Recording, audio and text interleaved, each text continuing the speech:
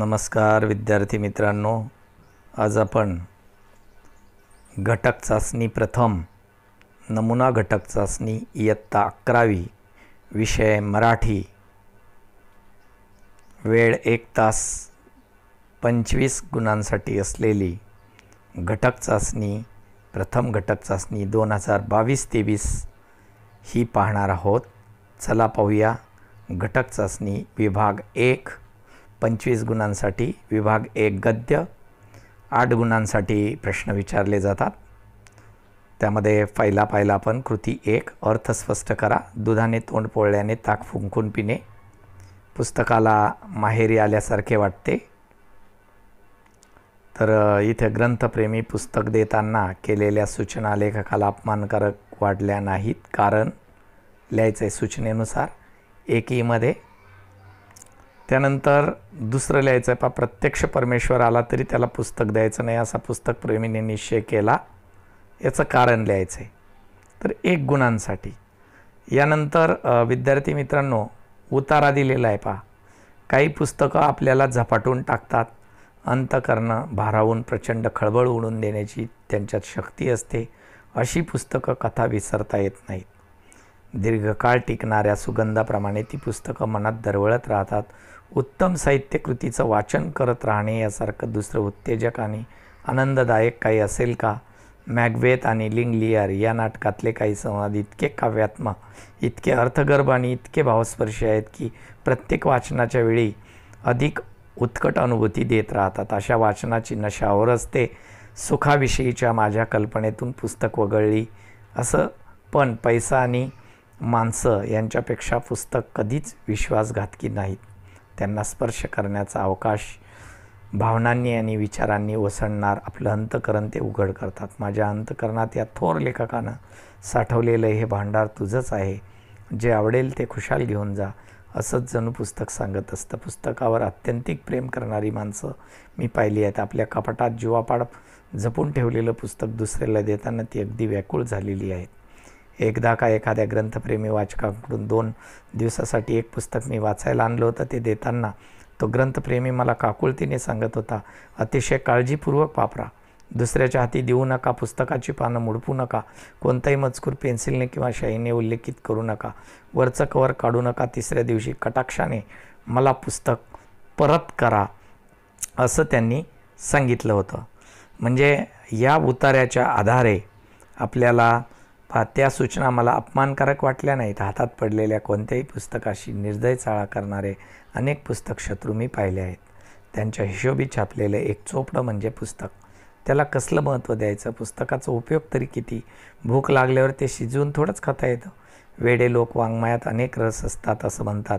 तहान लागल्यावर तुमच्या कालिदासाचे शाकुंतलातील रस पिणं शक्य आहे का? फार तर एकदा वाचावं किंवा चाळावं आणि मग येईल त्या भावानं फुंकून टाकावं। ही विचारसरणी अनेकांची असते, पण त्या पुस्तकप्रेमींना मला ज्या अटी घातल्या होत्या त्या खरोखरच अत्यंत संयुक्तिक होत्या असं म्हणावं लागेल। तर अशा पद्धतीने आपण हा उतारा वाचतोय। तो उतारा पूर्ण वाचून काढायचा आहे आणि त्या उतार्याच्या आधारे मग आपल्याला काही ज्या कृती दिलेल्या आहेत त्या कृती पूर्ण करायच्या। तर हा पूर्ण उतारा स्किप करून तुम्ही वाचू शकता। वाचल्यानंतर त्याच्या आधारे काही कृती आपण ज्या करायच्यात, त्या सुरुवातीला काही कृती दिलेल्या आहेत त्या करायच्यात आणि नंतरच्या कृती आपल्याला करायच्यात। माझ्या हाती पुस्तक देताना मला त्यावरून मायेनं अलगद हात फिरवत त्याला म्हणालो, कसलीही काळजी करू नका, माझ्या घरीसुद्धा तुमच्या पुस्तकाला माहेरी आल्यासारखं वाटेल। त्याला सासुरवास सहन करावा लागणार नाही। ते अगदी योग्य स्थळी तुम्ही देत आहात। तो हसला, त्याचं समाधान झालं असं मी म्हणालो। एका संस्कृत सुभाषितात म्हटलं आहे की मूर्ख हस्तेन दातव्यम एवं वदती पुस्तकम, मूर्खाच्या हाती मला देऊ नका असं पुस्तकाचं म्हणणं असतं। आणि माझ्या हाती देताना तुम्हाला शहाणपणाबद्दल शंका आली आहे ना? आता तो खळखळून हसला आणि म्हणाला, अहो दुधानं तोंड पोळल्यामुळे ताक फुंकून पितो आहे। काही दिवसापूर्वी एका कवीने माझी 2 पुस्तकं नेली। मी 15 दिवस वाट पाहिली। पुस्तक मागायला गेलो तेव्हा त्यानं चक्क कानावर हात ठेवले।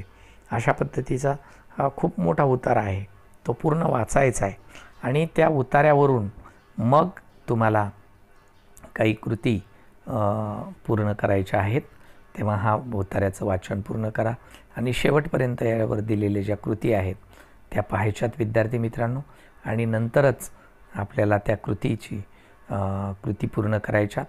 कृती ज्या पेनने लिहिता त्याच पेनने काढायच्यात, कृतीला बदलायचं नाही. पहा उतारा आणखी पुढे पहा, आपण पुस्तकं आणलीच नाहीत असं त्याचं म्हणणं आहे.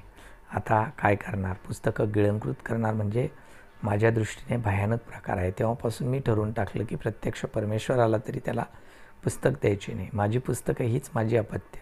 वाचायला भरपूर ग्रंथ असले तरी मी जन्मठेपेची शिक्षासुद्धा आनंदाने सहन करीन, पण पुस्तक नसतील तर राजवाडासुद्धा मला स्मशानासारखं वाटेल. सहज माझ्या मनात विचार आला. असे निष्ठावंत वाचक दुर्मिळ झाले. परवा मी BA वर्गातल्या वाङ्मय विषयाच्या विद्यार्थ्यांना प्रश्न विचारला, G.A. कुलकर्णी यांचा एखादा कथासंग्रह तुम्ही वाचला आहे काय? संग्रह जाऊ द्या, त्या लेखकाची एखादी कथा तरी तुम्ही वाचनात आली आहे का? साहित्य विषयाचे रसिक विद्यार्थिनींनी माना खाली घालून मात्र बसले होते, ऐकत बसले होते. अशा पद्धतीचा हा उतारा आहे. या उतार्यावरून तुमच्या लक्षात येईल की उतारा मोठा दिलेला आहे, पण या उतार्यावरून ज्या कृती आहेत त्या आपल्याला पूर्ण करायच्यात. म्हणजे लक्षात घ्या, त्या कृती, या मोठा उतारा जरी दिलेला असेल तर याच्यामध्ये खूप कृती दडलेल्या आहेत. तर त्या चला वाचूया. पुढील उतार्याचा पुढचं पेज, आणखी जो भाग आहे तो पण वाचन करूया आणि मग तुमच्या लक्षात येईल की उतारा खूप मोठा जरी असला तर त्यामधील कृतींची जेव्हा उत्तरं आपल्याला शोधायची ती सहज सापडली जातात. कदाचित G.A. कुलकर्णी हे नावसुद्धा त्यांना फारसं परिचित नव्हतं. निराश झालो, एका आधुनिक श्रेष्ठ कथालेखकाचं नावही सुशिक्षितांच्या अभ्यासकांच्या कानापर्यंत पोहोचलं नाही. या कर्माला काय म्हणावं? एक गोष्ट मात्र खरी की उत्तम साहित्यकृती आपल्याला जन्मभर भावनिक सोबत करतात, मनाला धीर देतात, जीर्ण होत चाललेल्या जीवनशक्तीला चैतन्यानं न्हावून घालतात, मनातल्या अंधाराला उजेडाची स्वप्न दाखवतात. काही दिवसापूर्वी 80 वर्षाची एक साहित्यप्रेमी सद्ग्रस्त भेटले. मी त्यांना सहज विचारलं, सध्या कशाचं वाचन चाललं आहे? ते म्हणाले, गेले 2 दिवस मेघदूत वाचत होतो, नुकतंच ते संपवलं आहे. आता टॉल्स्टॉयची ॲना कॅरेनिना ही कादंबरी हाती घेतली आहे. मी काहीशा आश्चर्यानं त्यांना म्हणालो, या वयात मेघदूतांची रुची कशी काय वाटते? तर ते थोडेसे रागावून म्हणाले, रसिकतेचं आणि वयाचा संबंध जोडणं हेच अरसिकपणाचं आहे, असं त्यांनी ओरडून बोललं, असं इथे त्यांनी म्हटलं आहे. म्हणजेच हा उतारा आता आपण पूर्ण वाचन करतो आहे. याच्यामधले काही मुद्दे याच्यानुसार आपल्याला कृती कलात्मक आनंद देणारं श्रेष्ठ साहित्य मला म्हातारा होऊ देत नाही. गांधीजीची आत्मकथा, व्हिक्टर ह्युगोची आणि मुन्शी प्रेमचंदाची कादंबरी, रवींद्रांची गीतांजली, शेक्सपियरची नाटकं, तुकारामांचे अभंग, असे विविध प्रकारचं आणि अनेक रंगाढंगांचं पण रसमय साहित्य वाचण्याचा मी जन्मभर शौक केला. नवं पुस्तक दिसलं की ते केव्हा हस्तगत होईल अशी बेचैनी आजही मला वाटते. या पुस्तकांनी तर मला जिवंत ठेवलं आहे. शेक्सपियरची सर्व नाटकं माझ्या संग्रहात आहेत, याचा मला अभिमान वाटतो. अहो, सुंदर सुंदर पुस्तकावर नुसता हात फिरवणं सुद्धा केवढं सुखाचं आहे, हे इथे त्यांनी सांगण्याचा प्रयत्न केलेला आहे. यानंतर विद्यार्थी मित्रांनो, आपण प्रत्येक पॅरेग्राफ हा लक्षात घ्या, कारण आपल्याला यावरूनच पूर्ण जी घटक चाचणी आहे, प्रथम घटक चाचणी 2022-23, हिची उत्तरंसुद्धा आपल्याला याच उतार्यामध्ये शोधायची. कधीकधी बऱ्याच दिवसात चांगलं पुस्तक वाचायला मिळत नाही. अशा वेळी मी सुद्धा जुन्या साहित्याकडे वळतो.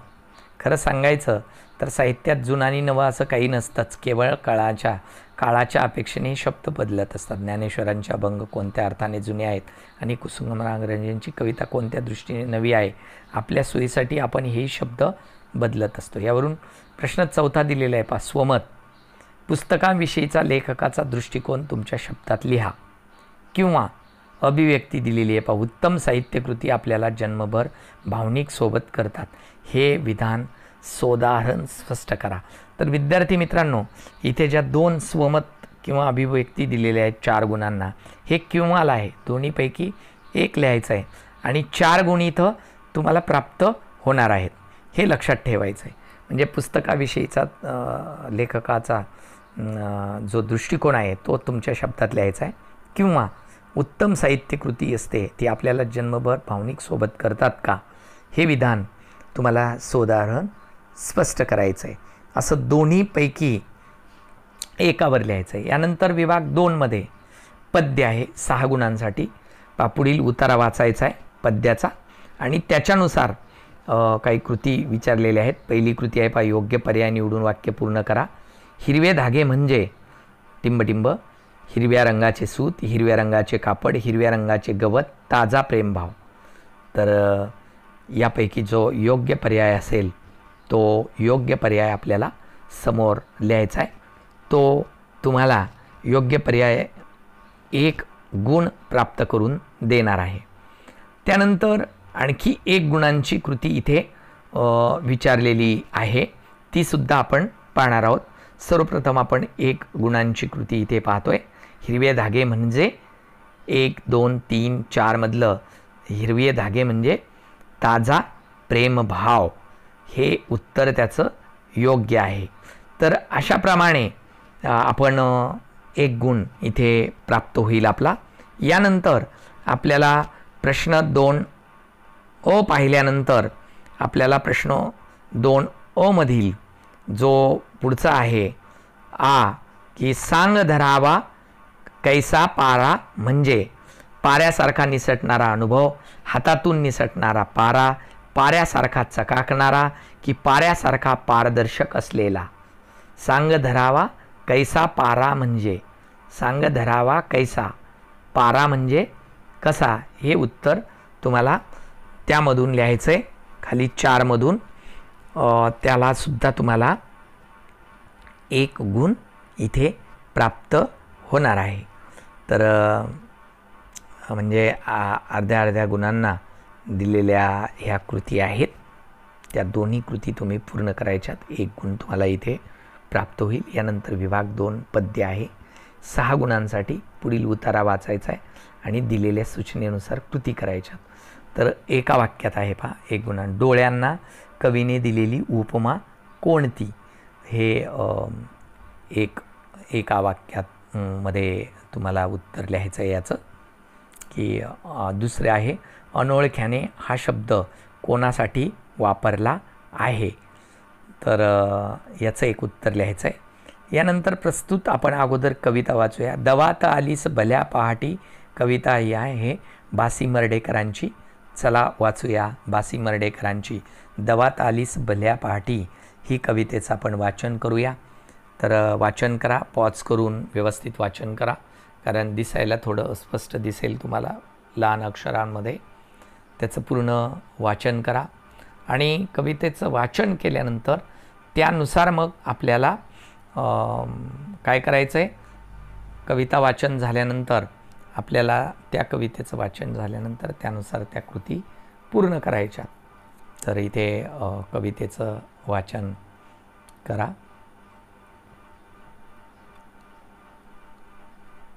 कवितेचं वाचन पुढील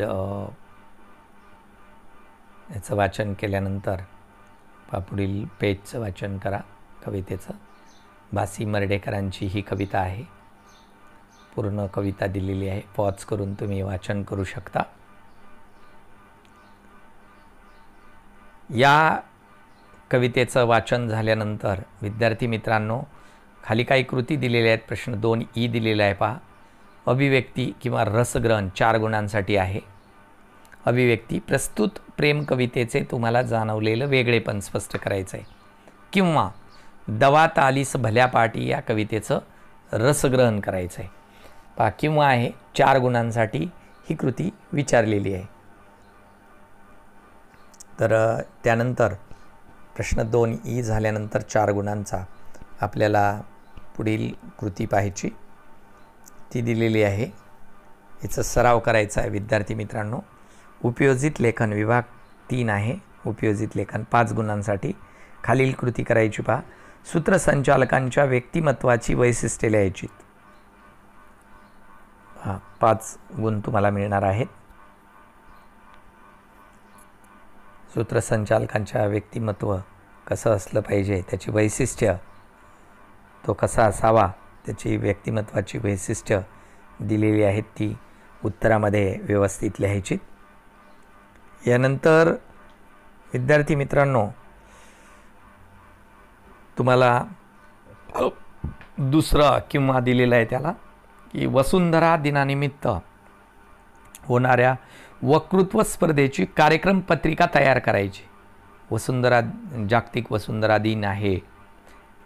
त्या वसुंधरा दिनानिमित्त वक्तृत्व स्पर्धा आयोजित करायची. त्यासाठी जी कार्यक्रम पत्रिका आहे ती तुम्ही तयार करायची. दोन्हीपैकी एक लिहिल्यानंतर तुम्हाला इथे 5 गुण प्राप्त होणार आहेत. त्यानंतर विभाग 4 आहे पहा, व्याकरण. व्याकरणावर आधारित असेल विभाग 4.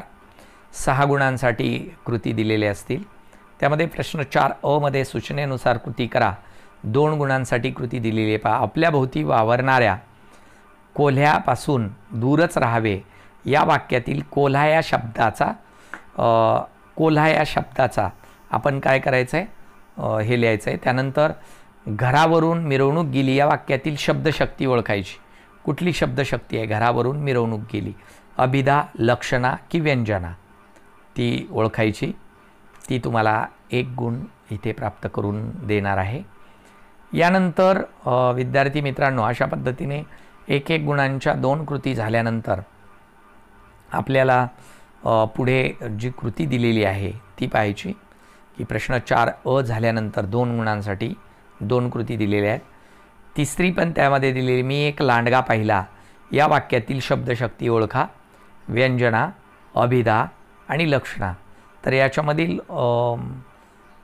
अभिधा आहे, म्हणजे जसं वाचलं आहे तसं लक्षात येईल, वाच्यार्थ आहे. मी एक लांडगा पाहिला.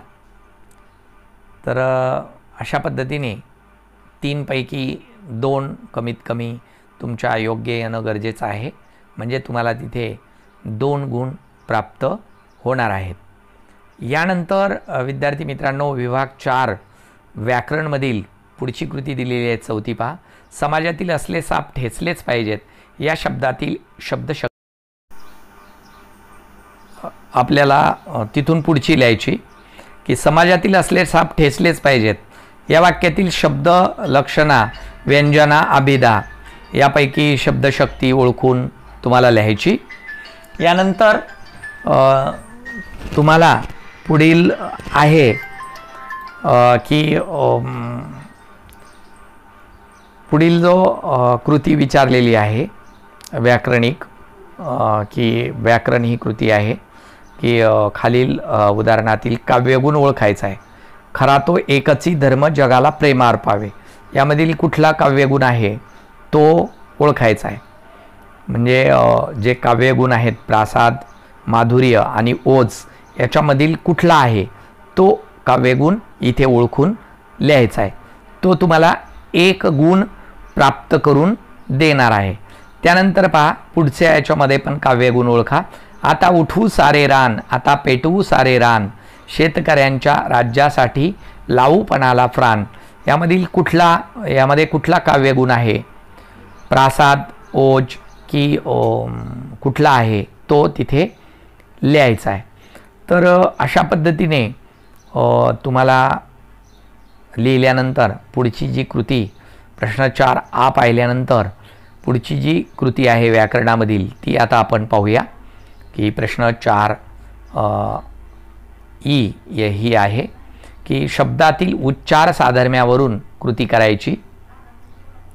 म्हणजे उच्चार साधर्म्यावरून आपल्याला काही कृती करायच्यात.